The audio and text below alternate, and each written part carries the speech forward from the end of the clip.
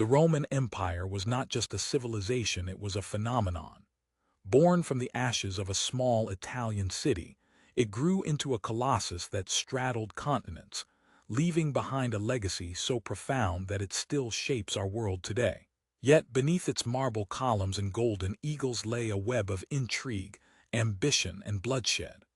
Welcome to the story of the Roman Empire, where gods and mortals collide, and the line between glory and destruction is often blurred.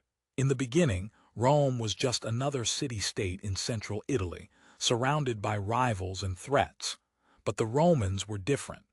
They were a people driven by a relentless pursuit of greatness, a conviction that they were destined to rule.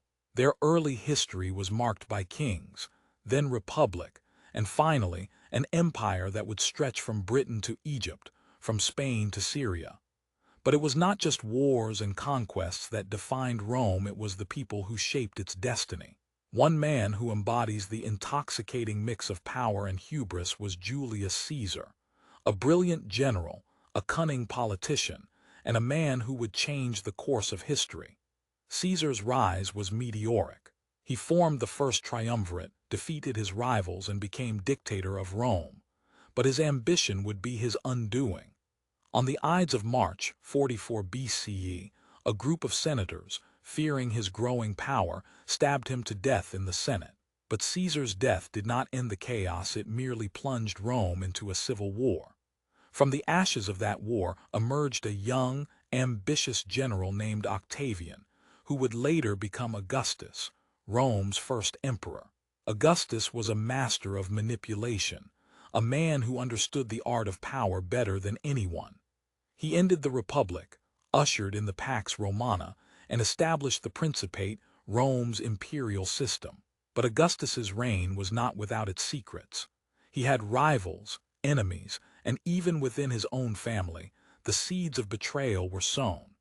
One of the most intriguing and often overlooked stories from Rome's Golden Age is the rise of the Praetorian Guard. This elite group of soldiers was supposed to protect the emperor, but they quickly became the makers and breakers of emperors. They could overthrow a ruler they disliked and install another, often for a price. Their power reached its zenith during the reign of Emperor Claudius, who was notoriously paranoid and ineffective. When Claudius was poisoned, possibly by his own wife Agrippina, the Praetorians declared Nero the new emperor. Nero's reign is the stuff of legend, a ruler who burned Rome to the ground, whose mental instability became the talk of the empire. Yet, Nero was also a man of vision. He wanted to rebuild Rome in his image, a city of grandeur and beauty. But his narcissism, extravagance, and paranoia alienated the Senate, the people, and even the Praetorians. When Nero took his own life in 68 CE, it marked the end of the Julio-Claudian dynasty and the beginning of a year of civil war, known as the Year of the Four Emperors.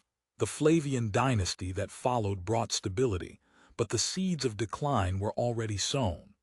The empire faced external pressures from barbarian tribes, internal corruption, and economic strain.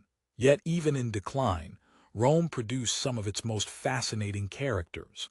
Consider Emperor Commodus, who ruled like a tyrant, declaring himself a god and turning the Colosseum into his personal playground. Or Emperor Diocletian, who tried to save the empire by splitting it into two halves, east and west. The fall of the Western Roman Empire in 476 CE to a barbarian king named Odoacer is one of the most symbolic events in history. The once mighty empire that had stretched across 3 continents was no more. Yet, the Eastern Roman Empire, or the Byzantine Empire, would survive for another 1,000 years, a testament to Rome's enduring legacy. But why does Rome matter? Because its story is our story. The Romans gave us laws, governance, architecture, and language. They taught us how to build cities, how to wage wars, and how to make peace. They showed us the heights of human achievement and the depths of human depravity. The Roman Empire was a mirror held up to humanity, reflecting our greatest aspirations and darkest instincts. As we look back on the Roman Empire, we see a civilization that was both flawed and extraordinary. It was a story of people ambitious, flawed, driven by desires both noble and base. It was a story of power, not just the power of empires, but the power of ideas, the power of human ingenuity, and the power of the human spirit to create and destroy. So the next time you walk past a column, a coin, or even a word that comes from Latin, remember the Romans. Remember their triumphs and their tragedies.